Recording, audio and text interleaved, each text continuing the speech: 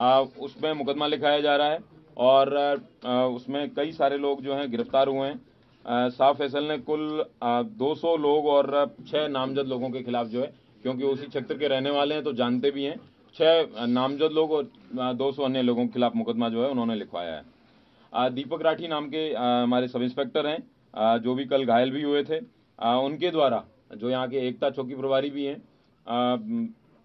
800 लोगों के खिलाफ मुकदमा लिखवाया है उन्हें।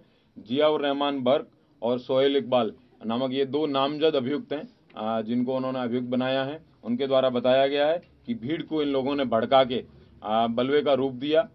यह उल्लेखनीय है कि जियाउर रहमान बर्क को 168 BNSS का नोटिस जनपद संभल की थाना कोतवाली पुलिस द्वारा भी पूर्व में दिया गया था। उनके द्वारा पूर्व में भी भड़काऊ भाषण दिए गए थे। उस भड़काऊ भाषण के दौरान उनको बताया गया था कि आप इस तरीके के भाषण ना दें, इनसे बाज आएं, लेकिन उन्होंने उसके बाद भी भीड़ को उकसाने के लिए और जामा मस्जिद की हिफाजत, कोर्ट एंड अनकोर्ट, इस स्टेटमेंट के साथ में लोगों को मोबिलाइज करने का प्रयास किया। उसी मोबिलाइजेशन का कारण था कि जो कल जो आपने भीड़ देखी, एकाएक 8:45 पे लोग इकट्ठे हुए और उन लोगों ने इस तरीके की घटना को अंजाम दिया, जिसमें 15 पुलिसकर्मी जो है वो घायल हुए थे और 4 अधिकारी जो है उसमें घायल हुए थे। हमारे SDM रमेश बाबू, उनके जो है पत्थरबाजी की वजह से उनको पाँव में फ्रैक्चर आया था। उन्होंने 800 बलवाइयों के ऊपर जो है मुकदमा लिखवाया है। CO संभल, उनके द्वारा उनके पाँव में गोली भी लगी थी। उनको DM महोदय द्वारा एक कमेटी, जिसमें SDM संभल, EO संभल, CO संभल, इन तीनों लोगों की कमेटी बनाई गई थी। उस कमेटी में बताया गया था कि सर्वे कंडक्ट कराने का, पीसफुल सर्वे कंडक्ट कराने की जिम्मेवारी इनकी है। ये जब मस्जिद के पास में जब बलवाई जो है वो आगे बढ़ के उस सर्वे को रोकने का प्रयास कर रहे थे, तब इनके द्वारा भीड़ को मना किया गया, उनको ललकारा गया कि आप अपने अपने गंतव्य वापस चले जाइए। धारा 163, जो कि पहले 144 के नाम से जानी जाती थी, वो लगी हुई है। लेकिन उसके बावजूद इसमें फिर भीड़ की तरफ से फायर आया और वो CO साहब के पाँव में भी लगा। CO साहब को बाद में अस्पताल ले जाया गया, उनका ट्रीटमेंट करवाया गया है।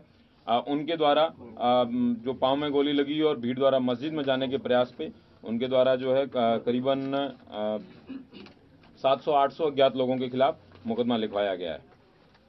चौकी प्रभारी एकता द्वारा जो पूर्व में जो हमने बताया था वो एक अलग मुकदमा, और एक संजीव कुमार नामक व्यक्ति द्वारा उन्होंने भी मैगजीन और TSM, जो टीयर स्मोक ग्रेनेड है, उनकी जो लूट का मुकदमा है वो भी लिखवाया गया है। और मेरे PRO, जिनके पाँव में नखासा थाना क्षेत्र में जो मैं और DM साहब जब जा रहे थे, हमारे ऊपर जब ईट से वहाँ पे घर की 2 महिलाओं ने ईंटें दागी और उनके घर के बगल से वहाँ से जब फायर आया, PRO साहब के पाँव में गोली लगी थी।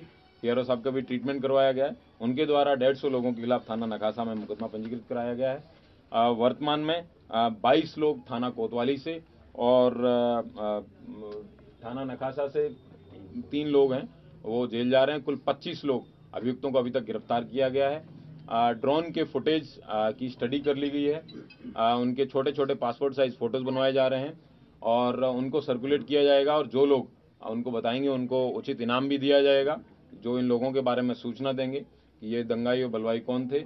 और सारे CCTV फुटेज हैं उनको भी कलेक्ट कर लिया गया है, और मैं उम्मीद करता हूं कि इस धरपकड़ में जल्दी जो भी नामजद अभियुक्त हैं और जो भी अन्य अभियुक्त हैं, उन सब लोगों को गिरफ्तार किया जाएगा और उनके खिलाफ जो विधिक कार्रवाई है वो सुनिश्चित की जाएगी। जनपद संभल में कल दोपहर के बाद से एकदम अच्छे से शांतिपूर्वक तरीके से लोग अपना जीवन यापन कर रहे हैं। आज सोमवार को दुकानें भी बंद ही है वैसे संभल में, लेकिन फिर भी उसके बावजूद लोगों ने अपनी दुकानें खोली है। और इंटरनेट बैन है, वो इंटरनेट बैन जो है वो कल भी कंटिन्यू रहने के लिए मैंने DM महोदय से रिक्वेस्ट किया है।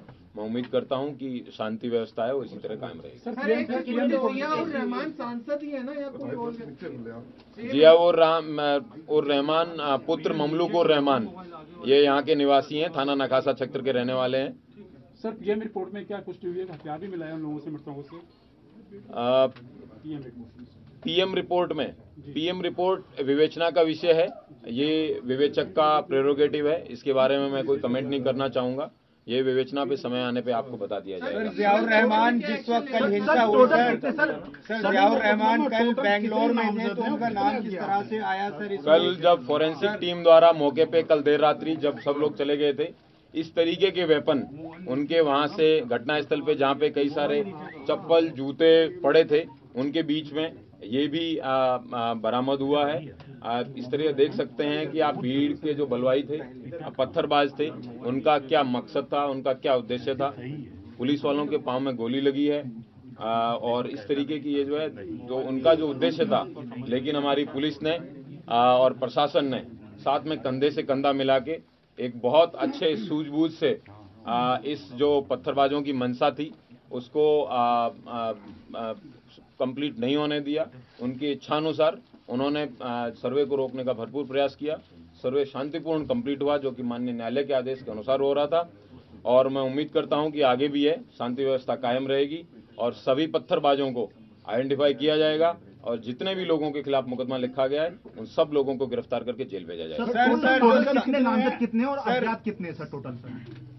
कई जगह 700, कई जगह 800, जितने भी बलवाई हैं, दंगाई हैं, उन सबको पहचान में लाया जाएगा और उन सबको गिरफ्तार करके सर एक फैक्ट क्लैरिफाई कर दीजिए, जो जियाउर रहमान बर्क का आपने नामजद, ये कल की हिंसा में उनका नाम आया पूर्व में दिए गए बयान पर, क्योंकि कल वो बेंगलोर में थे जो सांसद है। किसी भी व्यक्ति का किसी भी जगह पे होने से उसका कोई उद्देश्य नहीं होता है। उनके द्वारा जो दिए गए पूर्व में दिए गए बयान थे और 168 बीएनएस का उनको बीएनएसएस का नोटिस उनको भी तामील कराया गया था। उनके पिताजी को जो ममलूक उर रहमान है उनको 10 लाख के मुचलके से पाबंद भी करवाया गया था। इस तरीके के इन लोगों के द्वारा बार बार समय समय पर बयानबाजी की जा रही थी, जिससे लोगों को है समय समय पर भड़काया जा रहा था। टोटल कितनी मौतें हुई हैं सर अब तक? अभी तक वर्तमान में 3 जो है लोगों की डेथ की पुष्टि हुई है। उन लोगों के जो दफन है उनकी कर दिया गया है और बाकी जो सूचना समय पे मिलती रहेगी बताते रहेंगे। एक व्यक्ति की डेथ रिपोर्ट हुई है मुरादाबाद में, लेकिन पोस्टमार्टम के बाद में पता चलेगा कि वो जनपद संभल में किस कारण से उस व्यक्ति की डेथ हुई है।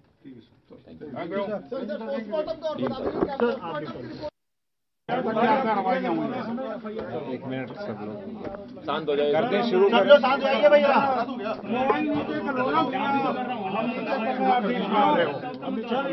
चलिए पहला प्रश्न पूछिए, कोई प्रश्न पूछना चाहता है तो शुरू। सर क्या स्थिति है संभल की वर्तमान समय में? कुल कितने प्राथमिकियां हुई हैं, कितनी गिरफ्तारियां हैं? कल दोपहर बाद से स्थितियां पूर्ण रूप से सामान्य हैं और कोई समस्या नहीं है। रात को 2:30 बजे भी हमारे द्वारा गश्त की गई थी, पूरी टीम ऑन ग्राउंड है, तो किसी प्रकार की कोई समस्या अभी नहीं है। सर क्या और भी अभी धरपकड़ की जा रही है, छापेमारी हो रही है? कितने लोगों को और 21 लोगों के अलावा डिटेन किया जा रहा है सर? कल हमारे यहाँ जो डीआईओ हैं उनके माध्यम से कुछ फुटेज भी जारी किए गए, जो यहाँ के जो मानिंद लोग थे उनके माध्यम से दिए गए। कुछ ड्रोन की फोटोग्राफी है और कुछ कैमरा की फोटोग्राफी जो हमारे द्वारा ली गई थी वो भी जारी किए गए थे। उसमें आप स्पष्ट देख सकते हैं कि सैकड़ों की संख्या में हैं जो बलवाई हैं, दंगाई हैं, उन सभी को आइडेंटिफाई किया जा रहा है और 100% लोगों को जेल भेजा जाएगा, उन पर कार्रवाई की जाएगी, क्योंकि उन्होंने बलवा कराने का प्रयास किया था। सर एक बात लेना चाहूंगा सर, नाबालिग जो लोग हैं, बच्चे हैं, उनकी संख्या काफी ज्यादा है जो पत्थरबाजी में शामिल थे, उसको लेकर आप लोग क्या संज्ञान ले रहे हैं? काफी सीरियस मैटर ऑफ कंसर्न है सर, जो एडल्ट नहीं है वो भी शामिल थे, 15-16 साल के बच्चे, 10 साल के बच्चे। ये जो जुवेनाइल जस्टिस होम होते हैं उसमें उनको भेजा जाएगा, क्योंकि 18 वर्ष से कम आयु के बच्चों को वहीं भेजा जाता है ताकि उनमें सुधार हो। सर क्या ऐसी भी आशंका थी आप लोगों को कि ये जो बलवाई थे ये भीड़ हिंदू एरिया में भी जा सकती थी, इसलिए आप लोगों ने पूरा घेर लिया था? 19 नवंबर को सब शांतिपूर्ण तरीके से संपन्न हुआ। उसके बाद जुम्मे के नमाज के दिन भी हमारी पुलिस व्यवस्था थी, इतनी ही शांति से संपन्न हुआ। और मैं कहूँगा कि कल भी 10 बजे तक पूर्ण शांति थी। हल्की पत्थरबाजी थी, हल्का बल प्रयोग था, सब कुछ हो चुका था।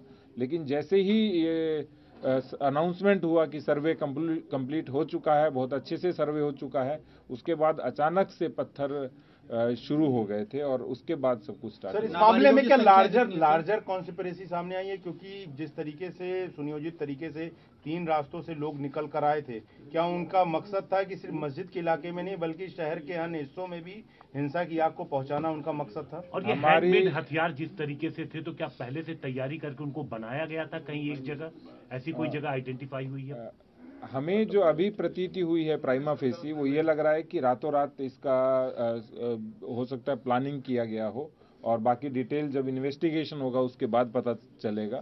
क्योंकि जब आपस में इतनी पत्थरबाजी की, इन्होंने अपने ही लोगों के ऊपर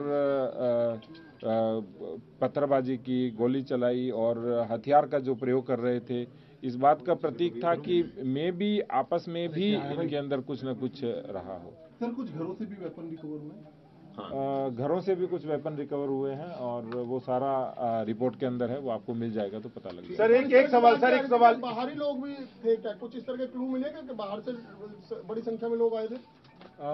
बहुत बाहर से तो मैं नहीं कहूंगा, लेकिन 10-15 किलोमीटर के एरिया से लोगों को बुलाया गया था। सर, नाबालिगों की संख्या कितनी है, अगर आप नंबर बता पाएं जो डिटेन किए हैं?